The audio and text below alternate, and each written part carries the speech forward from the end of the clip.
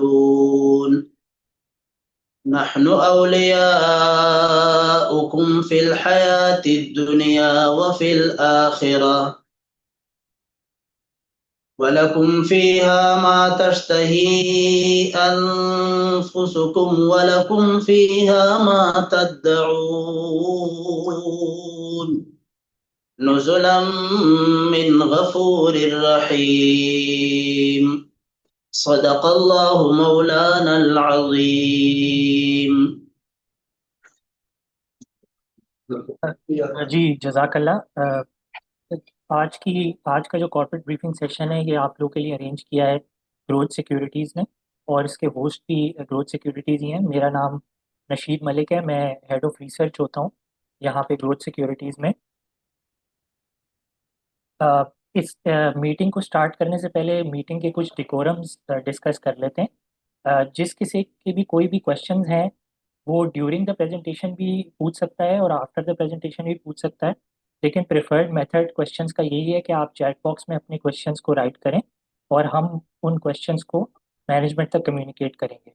और इस मीटिंग का ऑब्जेक्टिव ये है कि मैक्सिमम क्वेश्चंस आंसर हो पाएँ, लेकिन अगर कोई क्वेश्चंस रिमेनिंग रह भी जाएंगे एंड में तो उसके बाद भी हमारा ईमेल आईडी गिवन है फ्लायर के ऊपर, वो आप हमारे साथ शेयर करेंगे तो हम मैनेजमेंट के साथ शेयर करके आपके क्वेश्चंस के आंसर्स थॉरोली ले लेंगे।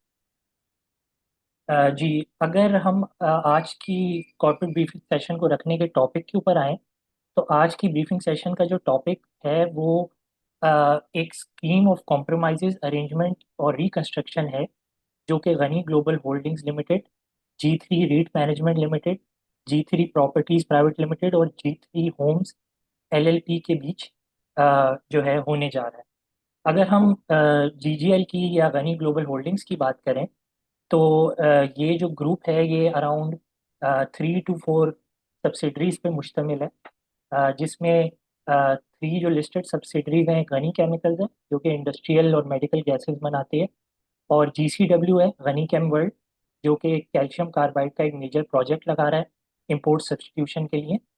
GGL है जो कि फार्मा सेक्टर के लिए जो है ग्लास इक्विपमेंट मैन्युफैक्चर करता है और जिसकी ऑलमोस्ट सारी बड़ी फार्मा कंपनीज के साथ पार्टनरशिप्स है। तो इस तरीके से अगर हम देखें तो गनी ग्रुप जो है वो हमारी इंडस्ट्री लार्ज स्केल और medium scale manufacturing pharma health care sector का एक बहुत वाइटल पार्ट है, और इसके बगैर इस ग्रुप के बगैर ये सब होना पॉसिबल है। उसके अलावा एक सब्सिडरी एक wholly owned subsidiary G3 REIT management भी है GGL की, जो कि आफ्टर रीस्ट्रक्चरिंग जिसकी शेयर होल्डिंग कुछ मुख्तलिफ और चेंज हो जाएगी।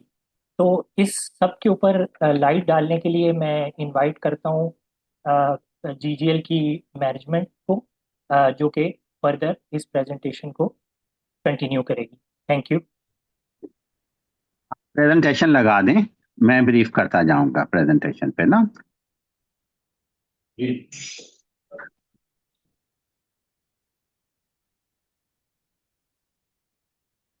अस्सलाम जी, मेरा नाम है आमिर ज़िया, मैं रिप्रेजेंट करता हूँ LSE ग्रुप को और being a financial advisor to Ghani group.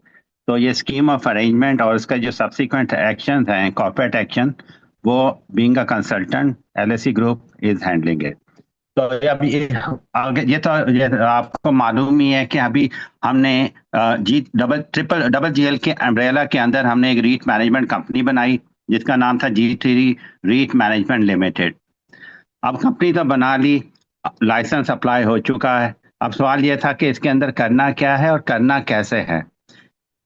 2 तरीके हैं जिसके तहत आप प्रॉपर्टी ले सकते हैं, या तो आप न्यू प्रॉपर्टी लेते वो डेवलप करते, या एग्जिस्टिंग प्रॉपर्टीज को ही हम इसके अंदर लेके आते। प्रॉपर्टीज जब आप ले लेते हैं या इसके अंदर एडमिशन करते हैं तो आपके पास 2 तरीके हैं, या तो आप ट्रस्टी अपॉइंट करते हैं और ट्रस्टी के नाम से आप प्रॉपर्टीज खरीदते हैं। दूसरा तरीका यह है कि इसके SPV स्ट्रक्चर के अंदर आप प्रॉपर्टीज लेके आएं और SPV के जो शेयर्स हैं वो स्वैप कर लें वो रीट यूनिट के तहत। हमने जो प्रॉपर्टीज लाए हैं इसको हम आगे देखेंगे क्या क्या प्रॉपर्टीज हैं। तो पहले हम इसको बताते हैं कि इसके अंदर क्या स्ट्रक्चर है, क्यों हम रीट मैनेजमेंट में आ रहे हैं, क्यों रीट स्ट्रक्चर में आ रहे हैं? तो करंटली पाकिस्तान के अंदर fund raising plus tax efficient structure आपको सिर्फ रीट स्ट्रक्चर में ही मिलता है। अगर आप रीट में जाते हैं और 90% डिस्ट्रीब्यूशन कर देते हैं तो फिर आपकी जो इनकम है वो एग्जैम्प्ट होती है।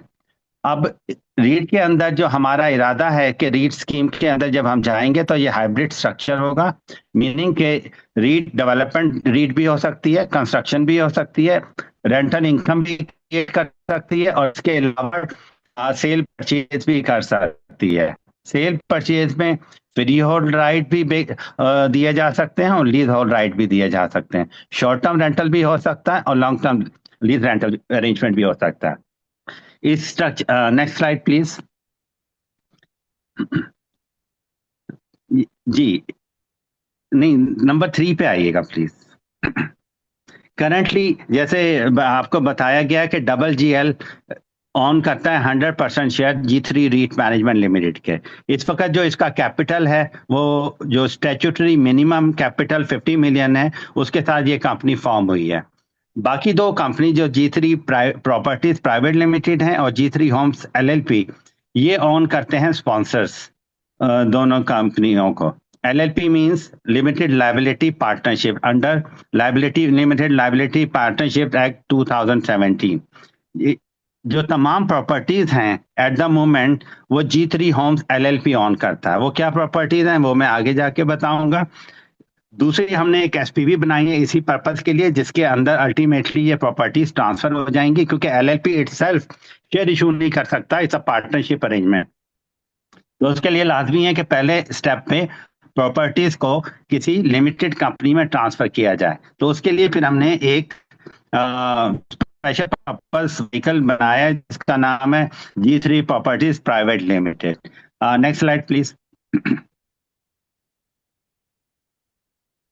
तो हम जैसे मैंने अर्ज किया कि हम हमारा जो पर्पस है वो 3 फोल्ड है। नंबर एक तो हम टैक्स एफिशिएंट स्ट्रक्चर में चले जाएं, आगे फंड रेजिंग जो रीट की मिनिमम रिक्वायरमेंट है जब रीट स्कीम फॉल हो तो वो भी हो जाए, और तीसरा बड़ा पर्पस ये है कि हमारे डबल जीएल का शेयर होल्डर है उसको 2 शेयर्स मिल जाएं। एक तो इसको रीट मैनेजमेंट कंपनी का शेयर मिल जाए और उसको SPV का भी शेयर मिल जाए।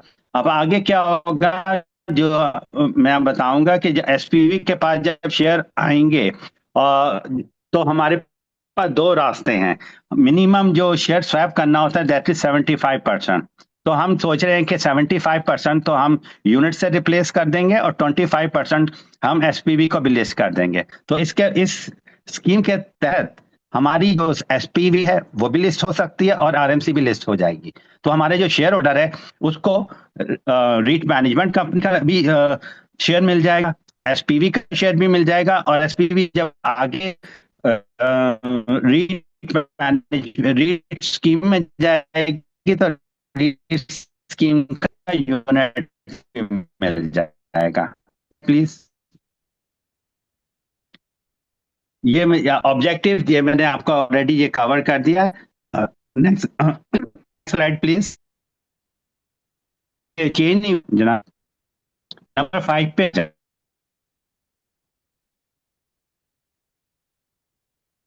जी ये जो स्कीम्स हैं जो इसके अभी हमारे पास जो प्रॉपर्टी, जी ऑब्जेक्टिव ऑफ द स्कीम में अगर आप आते हैं तो इसके अंदर जैसे मैंने अर्ज किया इस स्कीम ऑफ अरेंजमेंट का पर्पस अगर हम इसको करें तो 5 पर्पस है। नंबर 1, डेजिग्नेटेड एसेट्स जो रियल एस्टेट एसेट्स हैं वो हम ट्रांसफर कर दें LLP से SPV में, पार्टनर्स को, डबल जीएल को और RMC को, और डबल जीएल के शेयर होल्डर्स को।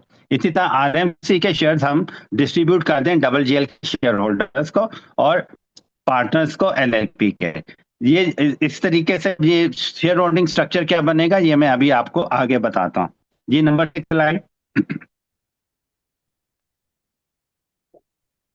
इस वक्त ये प्रॉपर्टीज हैं जो LLP ऑन करता है।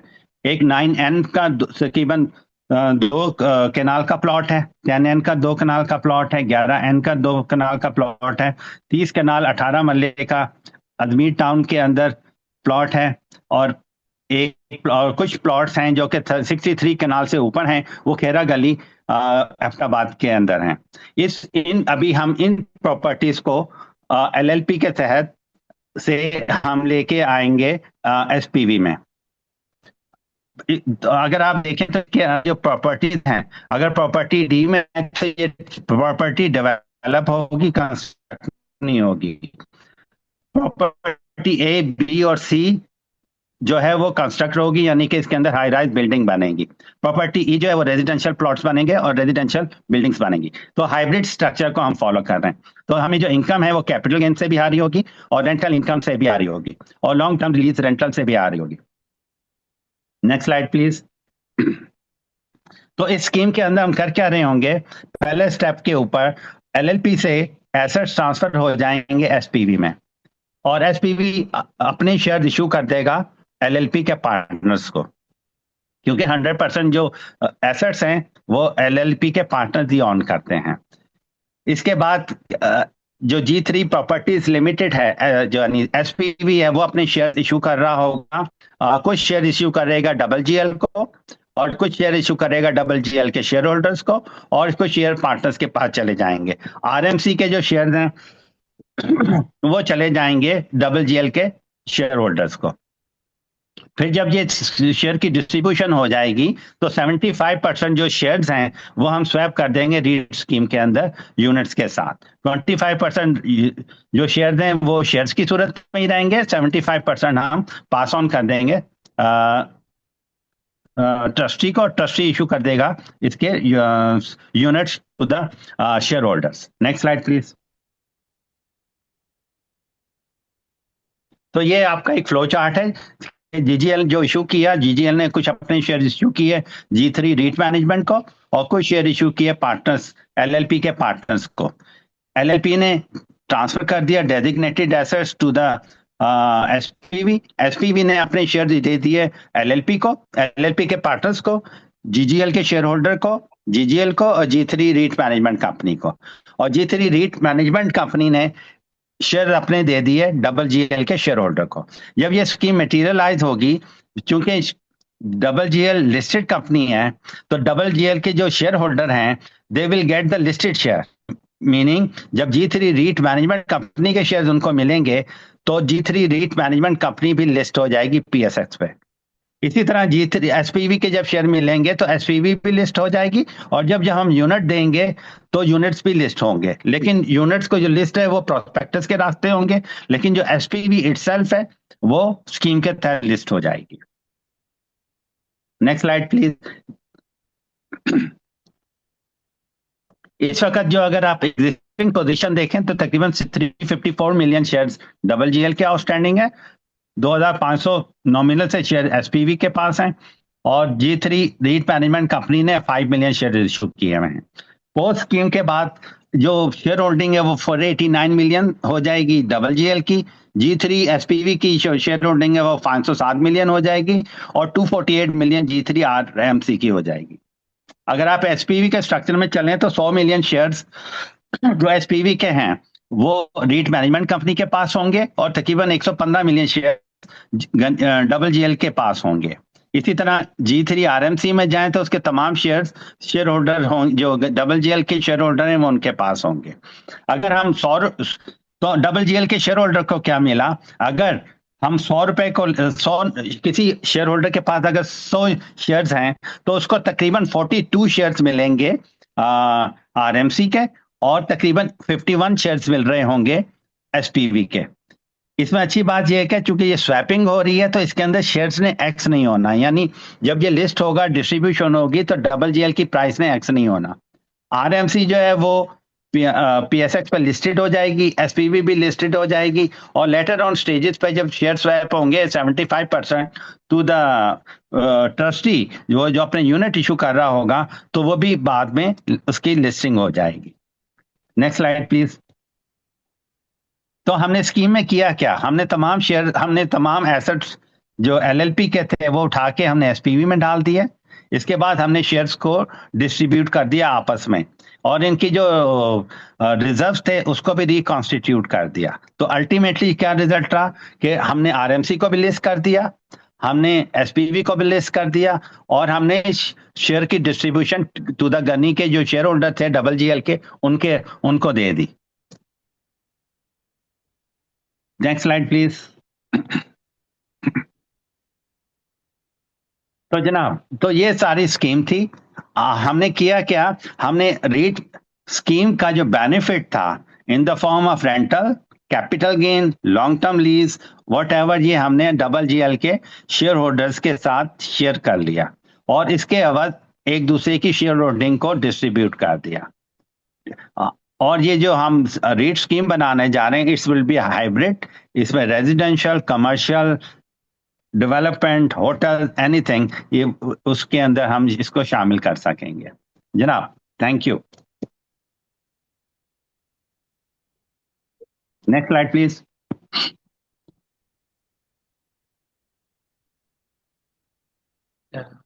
मैंने काफी तेजी से कर दिया ताकि मैं चाह रहा हूं कि हम सवाल क्वेश्चन आंसर ले लें, उसमें हम बेहतर तरीके से जवाब दे सकें। जी जी, अस्सलाम वालेकुम जी। थैंक यू आमिर दिया साहब for a detail presentation. I think आपने बहुत सारी चीज़ें अच्छी तरीके से डिटेल में एक्सप्लेन कर ही दी हैं। और लेकिन ये है कि सिंस ये एक बहुत ही एक यूनिक ट्रांजैक्शन है शायद पाकिस्तान की हिस्ट्री में, और ऐसी ट्रांजैक्शन शायद होती रहनी चाहिए, तो उससे रिलेटेड एक दो क्वेश्चंस हमारे अपने भी थे, अगर आप इजाज़त दें तो, और फिर हम जी कंटिन्यू जी करेंगे सर, ऑडियंस के क्वेश्चंस की तरफ भी। जी जी, अ, जरूर जी जरूर। जी sir.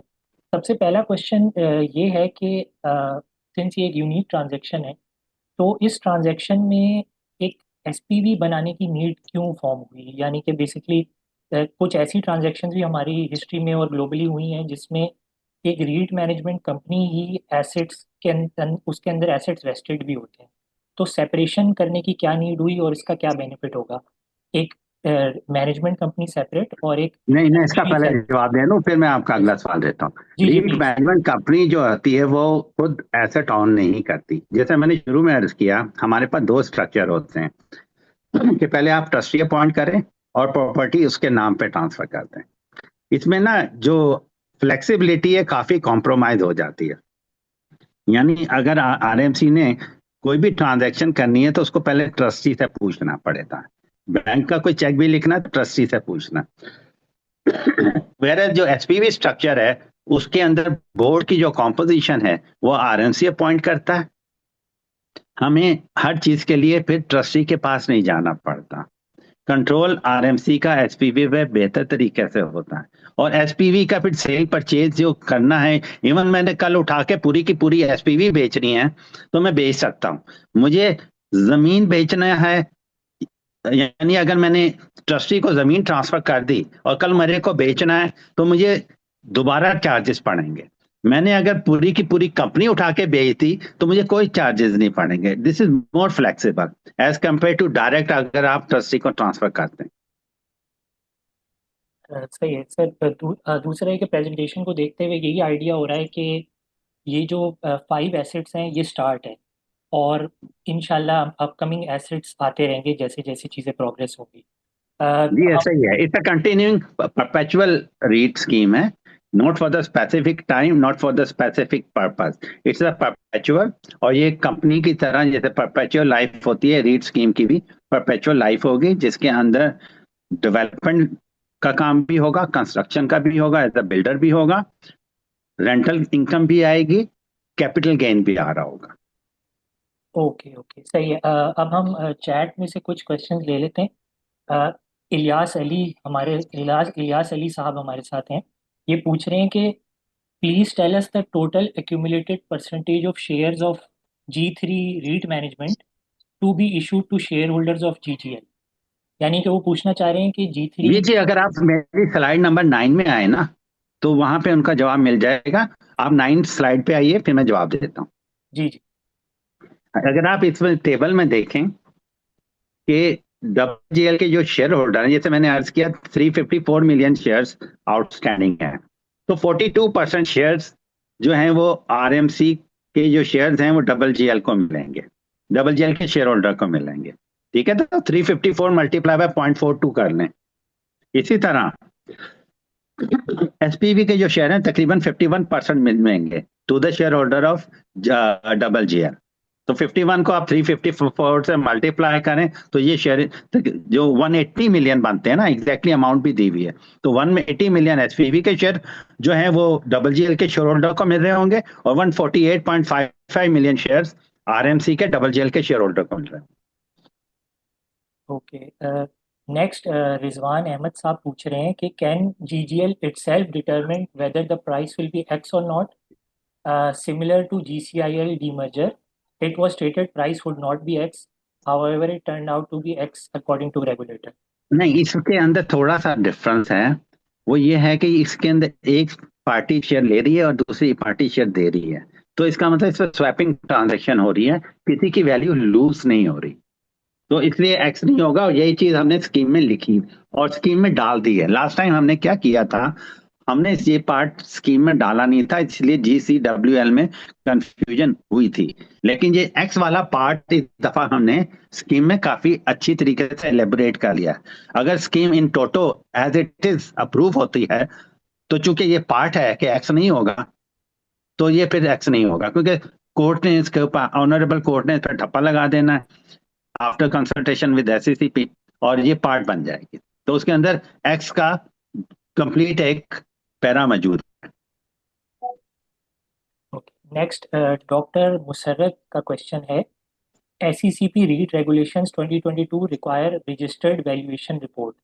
Has that been commissioned and what are the numbers?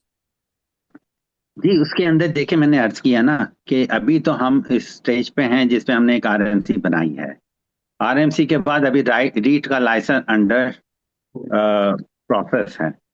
जब ये जो फॉर्मेलिटीज हैं जिसमें ट्रस्टी अपॉइंट करना है, जिसके अंदर वैल्यूएशन करना है, ये हम जब रीट स्कीम फाइल करेंगे after the scheme of arrangement is approved by honourable court, तो उसके बाद ये फॉर्मेलिटीज कंप्लीट होंगी। लेकिन यहाँ पे ये अर्ज कर दूं कि जब ये एसेट्स ने ट्रांसफर होना है फ्रॉम LLP से SPV में, तो वो भी एक वैल्यूएशन रिपोर्ट की बेसिस के ऊपर ही हो रहे हैं, यानी रीवैल्यूएशन हो चुकी है, एसेट की जो वैल्यूअर ने वो अप्रेजल कर दी हुई है, उसी की बेस के ऊपर SPV के ऊपर ट्रांसफर हो रहे हैं। लेकिन जो रीट की रेगुलेशन की रिक्वायरमेंट है वो सेकंड स्टेप पे होगी, जब ये रीट स्कीम, जब ये स्कीम ऑफ अरेंजमेंट अप्रूव हो जाएगी और जब हम रीट स्कीम के अंदर जा रहे होंगे।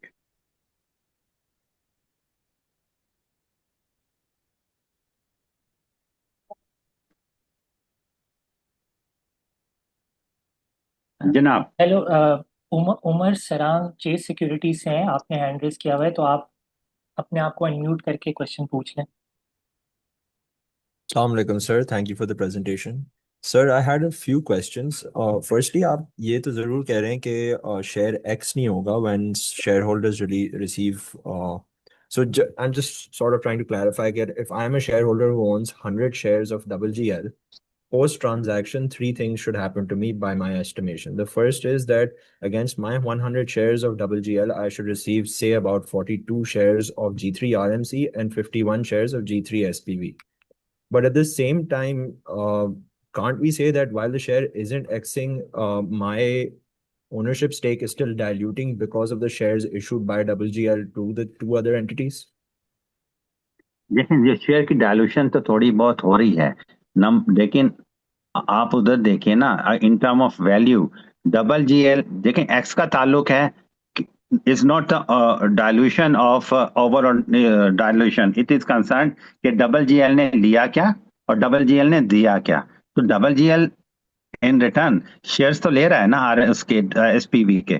जब SPV के जो शेयर लेगा वो उसके पास आएंगे। अगर आप उसके ऊपर चले जाएं WGL के की शेयर होल्डिंग में, स्कीम के जो हमारी स्लाइड नंबर 9 है, और उसको देखें तो उसके अंदर उसके पास 115 मिलियन शेयर्स आ रहे हैं SPV के। इसका मतलब वो वैल्यू रिसीव कर रहा है, ठीक है सर। तो अगर वो एक वैल्यू रिसीव कर रहा है तो उसकी विदावेज वो, क्योंकि ये तो SPV 100% इस वक्त स्पॉन्सर्स की है, अगर 115 मिलियन शेयर स्पॉन्सर्स WGL को दे रहे हैं तो उसके विदावेज स्पॉन्सर्स शेयर्स WGL के ले रहे हैं। वो कितने, तकरीबन 60 मिलियन के करीब, ठीक है सर, वैल्यू इक्वल करने के लिए।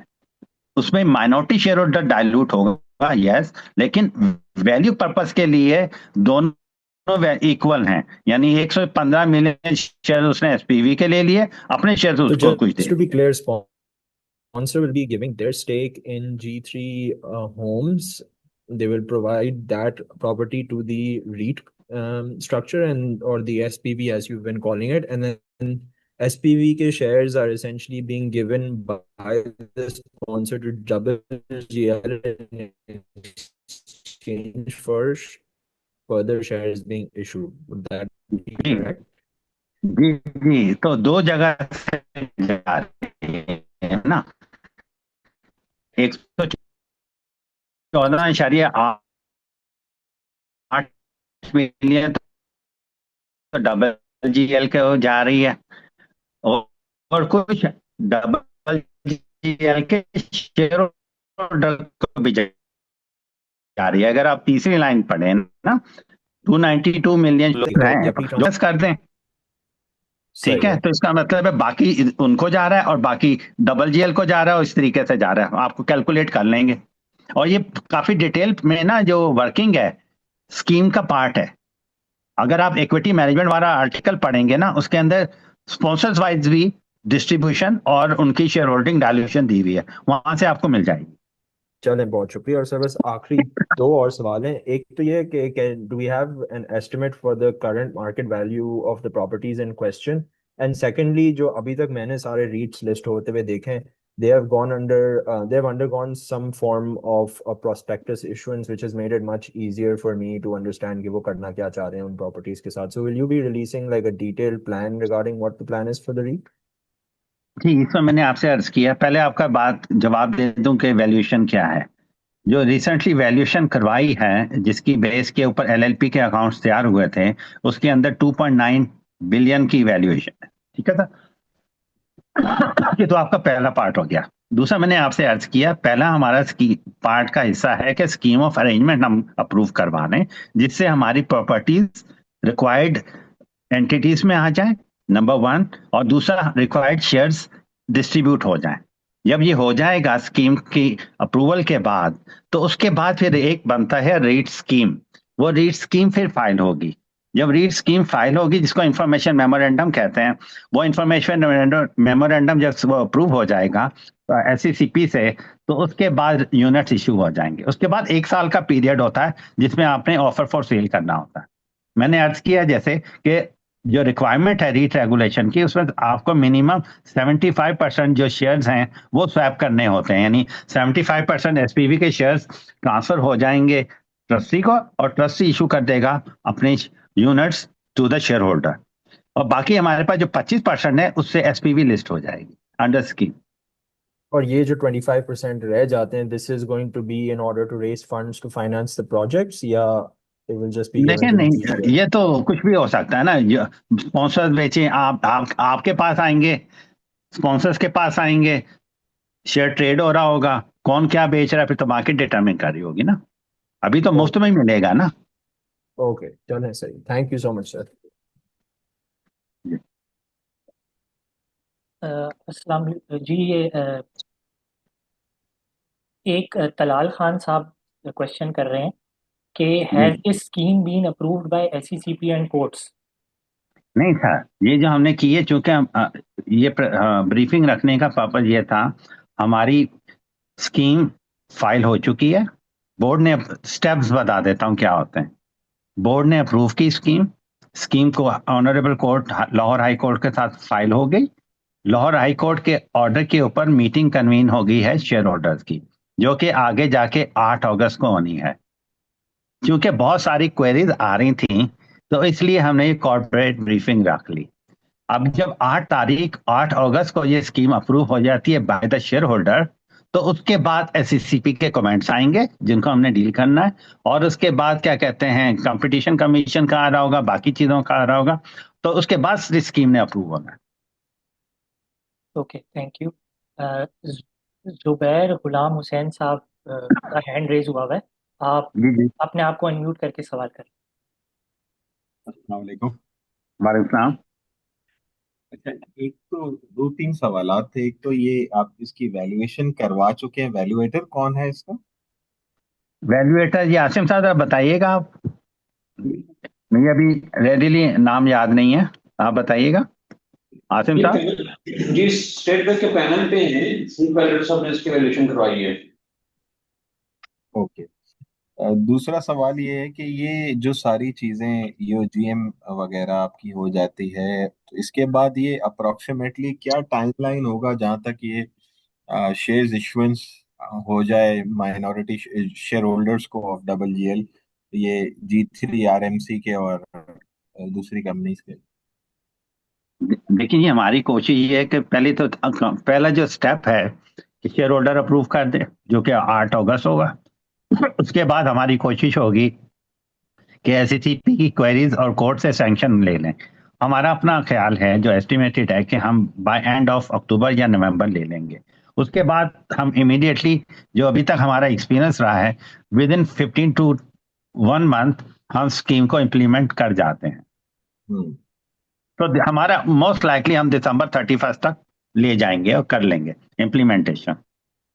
इम्प्लीमेंटेशन के बाद ही शेयर इशू होंगे ना, और डाइल्यूशन तो उसके बाद ही नहीं होगा। नहीं, इम्प्लीमेंटेशन से मुराद है, दो चीजें आप कंफ्यूज कर रहे हैं। पहले स्टेप पे सैंक्शन डेट, जब मुझे सैंक्शन मिल जाएगी लाहौर हाई कोर्ट से, तो उसके बाद एक इंटाइटलमेंट डेट डिटरमिन होगी बाय द बोर्ड। जब वो बोर्ड इंटाइटलमेंट डेट डिटरमिन कर देगा कि किसको क्या मिलना है, तो उसके बाद से शेयर इशुएंस ट्रिगर होना शुरू हो जाएंगे। ओके, तो वो ये एक महीने के अंदर 31 31 दिसंबर दिसंबर तक। तक मेरा अपना आइडिया है कि हम कर लेंगे। ठीक है। तीसरी बात ये है कि ये जो एंटिटीज लिस्ट होंगी, ये होंगी G3 RMC और G3 SPV, राइट? जी, एसपीवी को भी हमने करना है 25, चूंकि हमने 70। हाँ देखें, हमने जो स्कीम में लिखा है वो इस तरीके से लिखा है कि चूंकि हमने जो आरएमसी का लाइसेंस है वो अंडर प्रोसेस है। स्टिल बोर्ड के पास डिस्क्रिशन है कि सिर्फ एसपीवी को लिस्ट करा ले, बोर्ड के पास डिस्क्रिशन है कि यूनिट्स को करा ले, बोर्ड के पास डिस्क्रिशन है दोनों को करा ले। जो हमारा अपना जो ख्याल है कि हम दोनों को कराएंगे, एसपीवी को भी करवा देंगे, क्योंकि 75% आपने देना है मिनिमम, तो हमारे पास स्टिल 25% का रूम है। तो बेटर यही है फॉर द शेयर होल्डर कि एक स्क्रिप उसको यूनिट मिल जाए और एक स्क्रिप उसको शेयर मिल जाए और दोनों लिस्टेड हो। सही है। इसकी जब ये लिस्ट हो जाएंगे तो इसका फ्री फ्लोट कितना होगा ये? सर जी, फ्री फ्लोट आप देखें, अगर वापस आए तो स्लाइड 9 में आइएगा। जी जी। स्लाइड 9 में फॉर एग्जांपल G3 SPV में आ जाएं। हम्म 100 मिलियन तो फ्लोट में नहीं आएगा, 114 मिलियन भी नहीं आएगा। 292 में से तकरीबन आधा निकाल दें जो स्पॉन्सर्स के पास है, 52-53%, वो भी नहीं आएगा। हम्म। ठीक है, बाकी आएगा। नहीं, मतलब टोटल कितना होगा G3 आरएमसी का 48%, आरएमसी। ठीक है, RMC के शेयर्स कितने? आरएमसी के शेयर देखें 248.55 है। ओके, RMC का 48 48%। 48% जो है वो फ्री फ्लोट होएगा। तो अप्रोक्स 120 मिलियन शेयर्स हो जाएंगे इसके। जी जी जी, और उसका 292 का 48 लगा लें। उसके तकरीबन 145 मिलियन शेयर्स हो जी जाएंगे। ये उसके होंगे आउट ऑफ 507। एक की पार वैल्यू 10 है और एक की पार वैल्यू आई थिंक 7 है ना शायद। जी, एसपीवी की 7 है। SPV की 7 है। ठीक है, तो इसमें वो स्पॉन्सर्स तो अपने शेयर्स नहीं सेल कर सकेंगे ना, ये तो जो बाय वर्च्यू ऑफ मिलेगा या वो सब सेलेबल हो? नहीं नहीं, बट स्पॉन्सर ने क्यों करना है, वो तो उनका बात का डिसीजन है, करेंगे तो नोटिफाई करेंगे। आपका सही। जो क्वेश्चन ये है कि आरएमसी के जो शेयर्स हैं हम्म। वो स्पॉन्सर के शेयर ब्लॉक होते हैं, वो ठीक है। Yes, जो सही। एसपीवी है, एसपीवी जब तक रीट स्कीम में नहीं जाती है, तो हाँ। अगर वो 75% दे जाते हैं तो वो स्पॉन्सर्स के पास रहेंगे, वो ब्लॉक नहीं होते। ठीक है, तो क्योंकि वो यूनिट्स हैं। और ओके। एसपीवी के दूसरे भी होते हैं, वो भी ब्लॉक नहीं होते, सिर्फ आरएमसी के ब्लॉक होते हैं। सही है। तो इसका बेसिकली जो है वो पर्पस स्पॉन्सर्स की मतलब ये कि इससे ऑब्जेक्टिव क्या है आपका कि स्पॉन्सर्स ये हम first hand related party transaction? जी। नहीं, आपका जो पर्पज है ना, अल्टीमेटली तो रीट स्कीम में जाना है। रीट स्कीम में जाके वहां पे कुछ हमने फंड भी रेज करेंगे जैसे करना होता है, क्योंकि एक साल के अंदर अंदर अगर एसपीवी मॉडल कर रहे हैं तो एक साल के अंदर अंदर यूनिट ने लिस्ट होना है। ठीक है सर। और दूसरा ये है कि बीइंग अ शेयर होल्डर, असल पर्पज ये है कि बीइंग अ शेयर होल्डर उसको 2 लिस्टेड शेयर मिल जाए और वो इसको एज अ डिविडेंड एंजॉय कर ले। ठीक है जी, थैंक यू। जी जी एनीथिंग। जी, इलियास अली साहब का भी हैंड रेज है, आप अपने आप को अनम्यूट करके क्वेश्चन करें। Thank you very much sir. अच्छा, मेरा बेसिक जो क्वेश्चन है मैंने पहले चैट में भी रेज किया था। I am still not clear on the swap ratio, जिसके मुताबिक जीजीएल के शेयर होल्डर्स को दोनों कंपनीज के शेयर्स मिलेंगे। अच्छा, मैं रेफर करूंगा आपका जो 19 जून को पहला आपका आया था डिसीजन ऑफ द बोर्ड जो आया था, जी उसमें आपने पैरा 5 में जो किया था ये बताया था कि issuance of shares by G3 REIT management limited, ये जो है 143.55 million shares to share holders of GGL. उसके अलावा जो है पैरा 6 में था issuance of shares by G3 properties limited, ये है जी 114.84 million shares to the global, sorry, to the share holders of GGL. अच्छा, उसके बाद पैरा 10 में था additional shares to be allotted. उसमें ये था कि additional shares to the share holders of GGL by G3 RMC 148 million, और distribution of shares of G3 SPV by the sponsors of G3 SPV to the share holders of GGL 180 million. तो मेरे हिसाब से sir तकरीबन जो है दोनों रफली आप समझ लें कि 80% और 80% ये बनता है। तो ये जरा इस पे रोशनी डालें, थोड़ी सी चीज क्लियर करें, नहीं, क्योंकि ये चीज आप ना 2 साइड मेरे साथ चलिए, आप वापस स्लाइड 9 में ही रहे। स्लाइड नहीं सर, मैं अभी स्लाइड में नहीं है, वो चीज कवर ही नहीं हुई हुई है ना आपकी। नहीं नहीं, वो कवर हुई है, जो फिगर्स आप बता रहे हैं ना वो कवर्ड है। सर अभी 114.84 जो है वो डबल सॉरी, जीएल को, वो डबल जीएल को हो रहा है। और 180 मिलियन जो शेयर हैं वो स्पॉन्सर्स दे रहे हैं क्योंकि उनको डबल जीएल का शेयर मिल रहा है ना, तो उसके लिए वो शेयर होल्डर्स को दे रहे हैं 180 मिलियन। आप देखिए, अगर कोई बैठे हुए हैं आपके साथ असिस्ट कर रहे हैं तो जरा ये 19 जून का जो है ना आपका फरजन नोटिफिकेशन। साहब, ये फरजन साहब आप 19 जून का निकाल के इनको समझा दें। ये देखिए गनी ग्लोबल होल्डिंग को भी जो शेयर मिल रहे हैं G3 एसपीवी के, वो भी तो बेसिकली तमाम शेयर होल्डर को ही मिल रहे हैं। खाली गनी ग्लोबल होल्डिंग को जो मिल रहे हैं तमाम शेयर होल्डर की मलकियत में आ रहे हैं मुझे। नहीं नहीं, इस वो सेक्शन शेयर से होल्डर इसको की लिखिए। मदद से आना एक अलग बात है, शेयर होल्डर को डायरेक्ट मिलना अलग बात है ना। जरा आप प्लीज इसके पैरा 5 पे आइए जरा काइंडली। 19 जून वाला जो नोटिफिकेशन है ना आपका,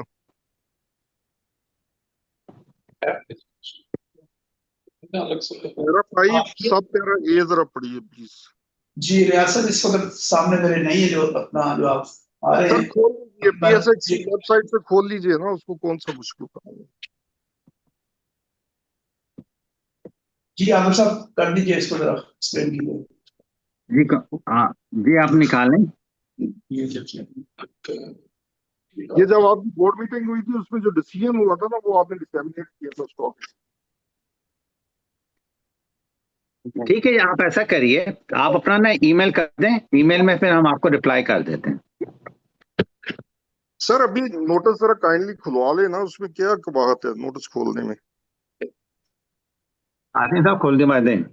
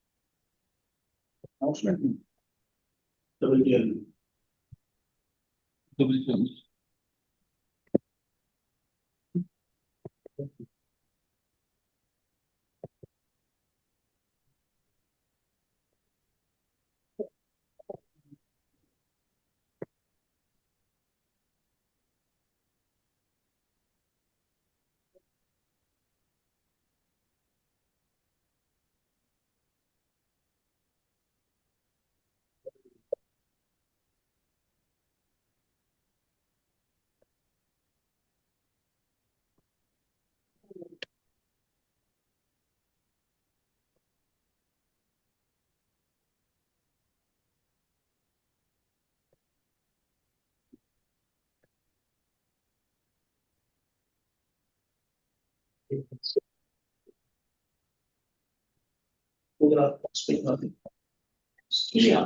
पढ़ लेना, आप पढ़ के उसी पे लगा देना। इसका सर अगर आगे आपके पास 19 जून का तो पैरा 5 पे प्लीज आइएगा जरा।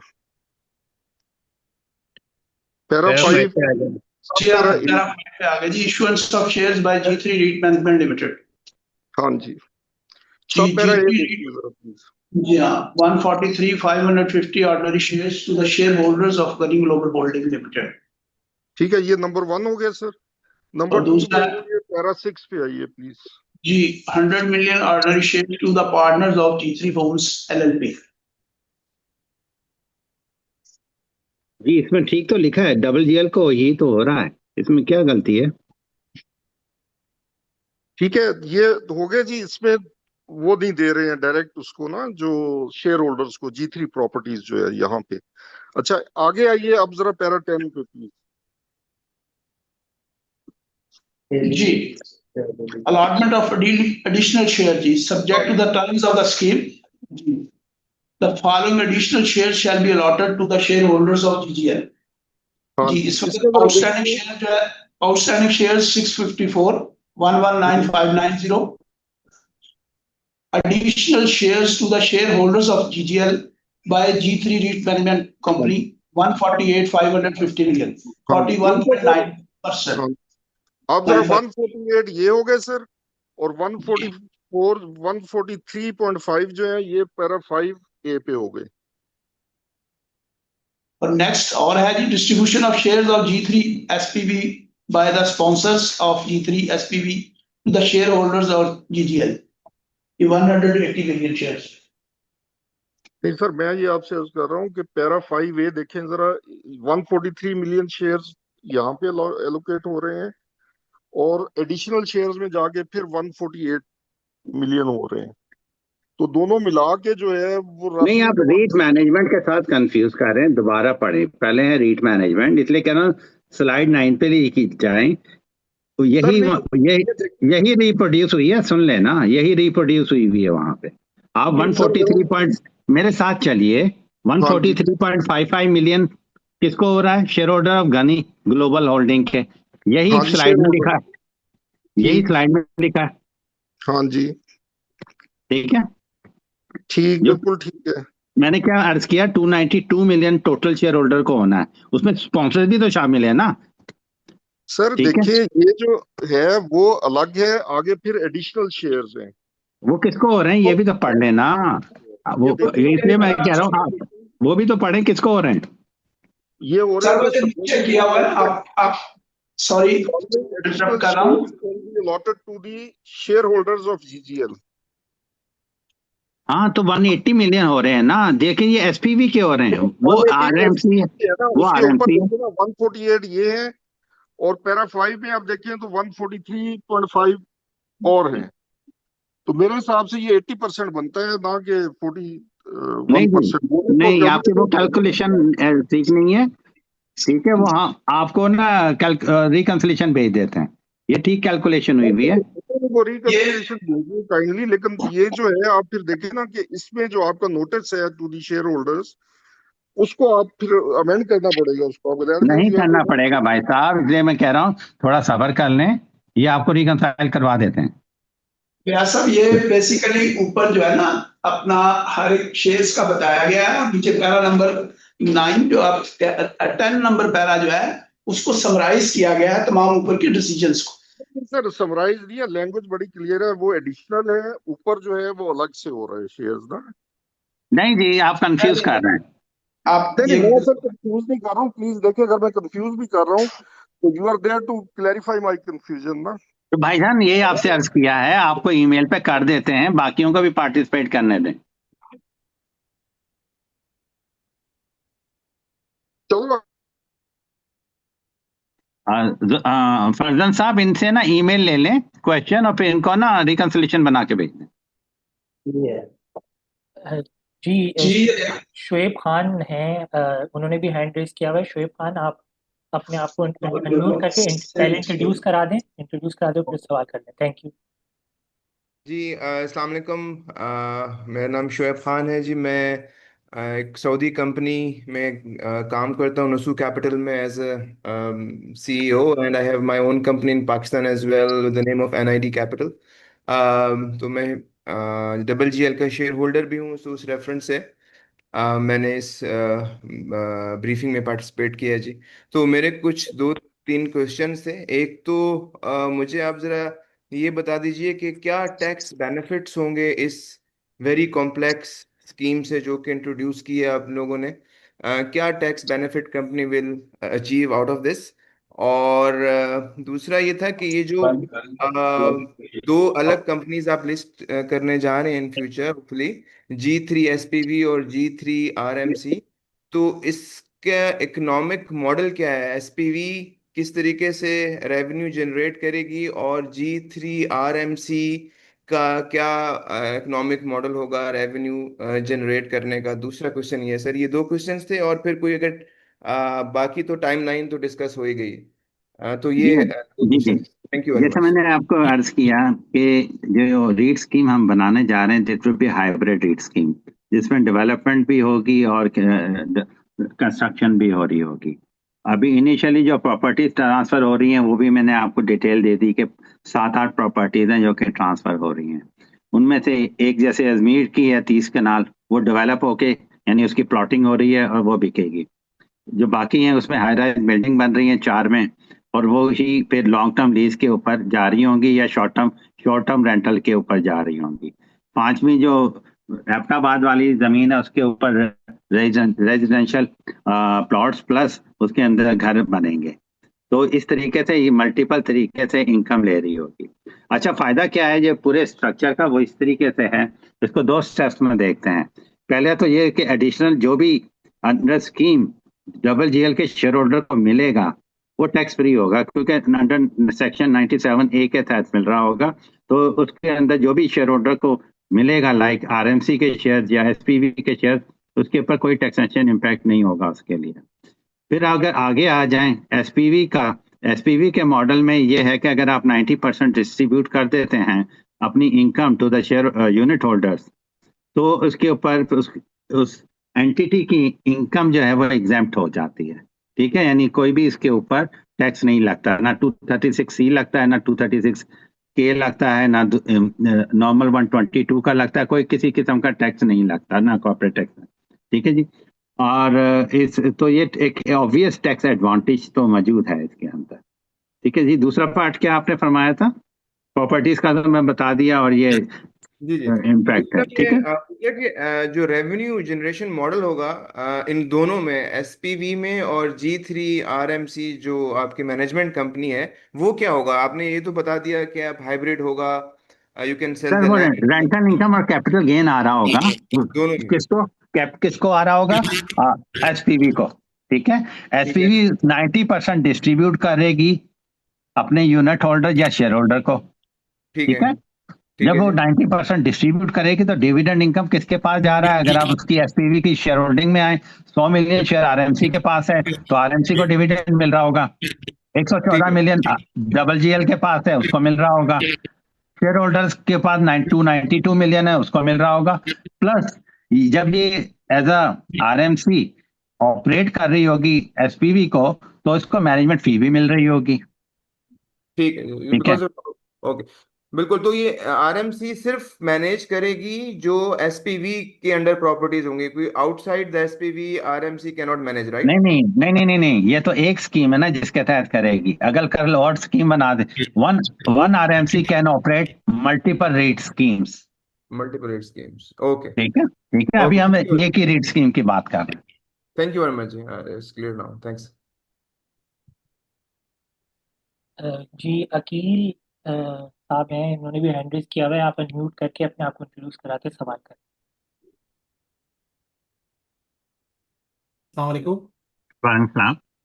सर फर्स्ट ऑफ ऑल मेरा क्वेश्चन ये है कि जीजीएल के नंबर ऑफ शेयर्स जो मैं समझा हूँ वो 354 मिलियन से इंक्रीज होकर कोई 489 मिलियन शेयर्स हो जाएंगे। वो 38% का जंप है। ये सही है मेरी अंडरस्टैंडिंग? बिल्कुल ठीक है। सर सेकेंडली जो जो है जो जीजीएल के शेयर होल्डर्स को दो दो कंपनियों के शेयर्स मिलेंगे इसके अंदर में, और इसके अंदर में G3 SPV है और G3 RMC है, सही है। और इसके अलावा जो GCIL है और GCWL है और GGGL के, इनकी शेयर होल्डिंग डाइल्यूट हो जाएगी, इसलिए कि नए नंबर ऑफ शेयर्स आए हैं। यही है सर? नहीं नहीं नहीं नहीं, आप दो चीजें कंफ्यूज करेंगे।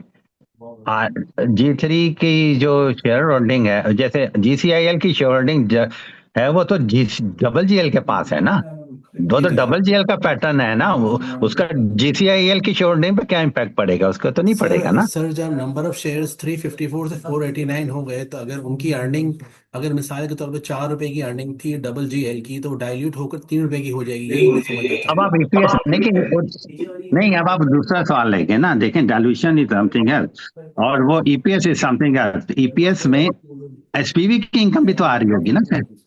तो एसपीवी की इनकम तो काफी डिले से आ रही होगी, मेरे ख्याल से 3-4 साल लग जाएंगे तो इसको, प्रोजेक्ट इसलिए। ऐसे ही लगता है। नहीं नहीं, देखें हमने ऑलरेडी नई प्रॉपर्टीज नहीं ली, हमने ऑलरेडी एग्जिस्टिंग ली है एलएलपी की ना। 1 साल लगे, 2 साल लगे, तो आप तो लॉन्गर टर्म पे एक नया प्रोजेक्ट करते हो ना। जीसीडब्ल्यूएल है फॉर एग्जाम्पल, 2 साल 3 साल के बाद ही रेवेन्यू देना शुरू कर रहा है ना, तो ये तो एक नेचुरल फेज है कि एक कंपनी नया प्रोजेक्ट लगाती है, उसकी इनकम 2 साल 3 साल बाद आती है, लेकिन ग्रोथ पोटेंशियल तो शुरू हो जाता है ना। और सर इसके अलावा ये बात भी है कि शायद आप GCWL के अंदर में अपने स्टेक डबल जीएल से सेल करना चाहते हैं, क्या ये सही है? नहीं नहीं नहीं, हमने जो नोटिस दिया है वो ये दिया है कि जीसीडब्ल्यूएल के पास जो जीसीआईएल है वो बेच रहा है, वो तो उसका नोटिस दिया ओके ओके। और ताकि सर उसकी कुछ जी जी। बोरिंग है जो कि उसने पे करनी है जीसीआईएल को, वो बेच के जीसीआईएल को पे करेगा, तो उसका बेनिफिट इनडायरेक्टली जीसीआईएल को होगा। ओके। और सर ये जो मारी के साथ आप लोगों का एग्रीमेंट हुआ है, फिर ओजीडीसी के साथ हुआ है एग्जॉस्ट गैस का, उसके बारे में भी थोड़ा बता दें सर कुछ। आसिम साहब आप बता दें या मैं बता दूं? अभी तो शब्द ये है कि जो प्रोजेक्ट है उसकी होल्डिंग के हिसाब से 49% जो कि जीसीआईएल ने देना और 51% मारी ने देना है।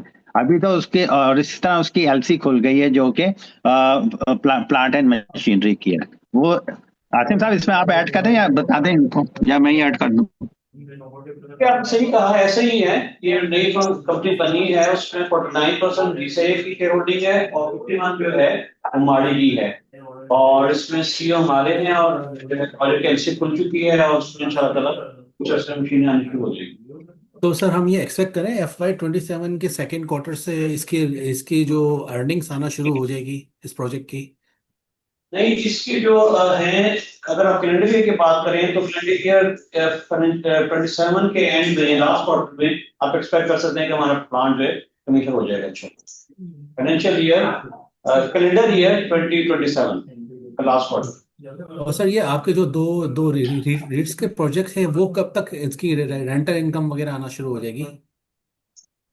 जी आमिर साहब। जी जो देखें, अगर हम प्लॉट वाइज चलें, जैसे एक 9N है उसके ऊपर कंस्ट्रक्शन तो काफी तेजी से जा रही है, ठीक है जी। उसकी तो होपफुली हम अगले साल से इस साल के एंड से तक हम इसको किसी ना किसी शक्ल में ले आएंगे।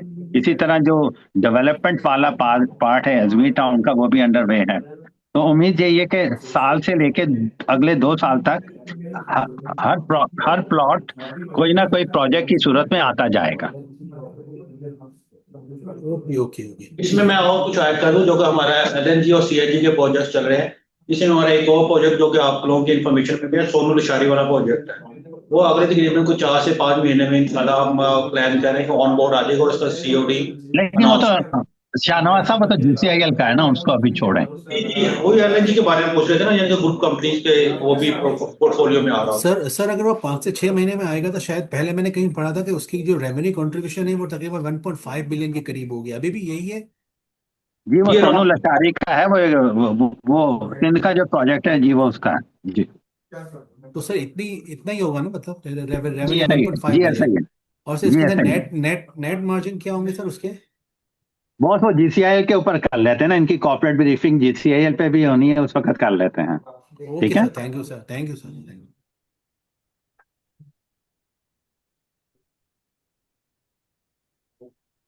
जी हम लास्ट 1-2 क्वेश्चंस ले लेते हैं। एक अंशरा इनायत ने हैंड रेज किया हुआ है काफ़ी देर से। आप प्लीज़ अपना आप क्वेश्चन शॉर्ट रखें और जो है अपने आप को इंट्रोड्यूस कराएं और सवाल करें। अंशरा इनायत। अस्सलाम वालेकुम, this is Anshra Nayak from ARN financial advisors. मेरा सवाल आपकी प्रीवियस रिस्ट्रक्चरिंग से था, थोड़ा सा जीसीडब्ल्यूएल, जिसमें आप लोगों ने प्रोजेक्शंस की थी रिगार्डिंग अपने फाइनेंसेस, तो उससे रिलेटेड था कि इफ देर ऑन ट्रैक, तो उसमें मैंने पूछा था कि जो आप लोगों का जो प्लांट है उसके जो करंट यूटिलाइजेशन रेट्स है वो क्या चल रहे हैं, फ्यूचर में क्या नहीं एक्सपेक्टेड है। मैडम, प्रॉब्लम पता क्या होगा, क्योंकि ये लिमिटेड है सिर्फ डबल जीएल में, इसके अलावा कोई भी हम इंफॉर्मेशन करेंगे ना, वो फिर पीएसएक्स माइंड करेगा, एसएससीपी माइंड करेगा। बेहतर ये है कि इनसे रिलेटेड प्रोजेक्ट इन्हीं की कॉर्पोरेट ब्रीफिंग में करें, वरना फिर वो हम वायलेशन में चले जाएंगे, वो हम नहीं करना चाह रहे। Yes, okay, that's understandable. जी, वन फाइनल क्वेश्चन है मोहम्मद काशान अलमीजान इन्वेस्टमेंट से। Will there be any lockup period for SPV shares held by sponsors? नहीं, ये इसका तो मैंने जवाब दे दिया ना। आरएमसी के शेयर जो होते हैं वो होल्ड होते हैं, जो एसपीवी हैं उसके जो शेयर्स हैं उसका जो पीरियड है वो जो आपके पब्लिक ऑफरिंग रेगुलेशन है उसके तहत ही होगा। जिस 75% जब हम करेंगे उसमें जो प्रमोटर का हिस्सा बनेगा वो वाला हिस्सा जो है वो कुछ देर के लिए होल्ड में जाता है।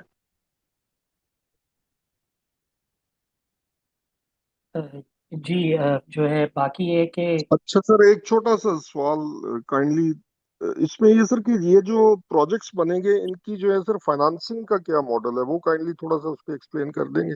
फाइनेंसिंग उनकी कहाँ से अरेंज होगी, विद इन दी कंपनी या फिर? नहीं नहीं, जो कंस्ट्रक्शन प्रोजेक्ट है ना, अगर आपको पाकिस्तानी देखें, पाकिस्तान में ना जो बिल्डर है या जो डेवलपर है या वट उनकी जो फाइनेंसिंग होती है इसका मेजर पार्ट आता है from the customer advance, booking advances नहीं होते, वहां से आता है और वही चल रहा होता है।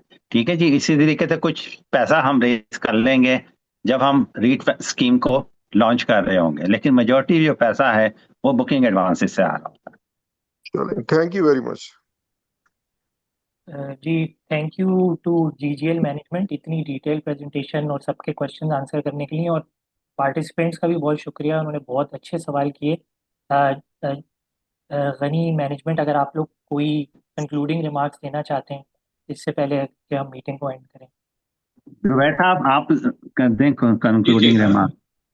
नहीं जी, जैसे आपको बताया कि इंशाल्लाह जो गनी ग्लोबल ग्रुप है, we are committed to this new exciting venture, and from the management side we are fully and whole heartedly looking into it, और आप लोगों की सपोर्ट के साथ इंशाल्लाह this will be again another important and successful venture for the group. Thank you. चलिए जी, thank शुक्रिया you. Everybody, thank you everybody. Thank you, अस्सलाम वालेकुम। जी, थैंक यू, अल्लाह हाफिज़, हम मीटिंग एंड करते हैं।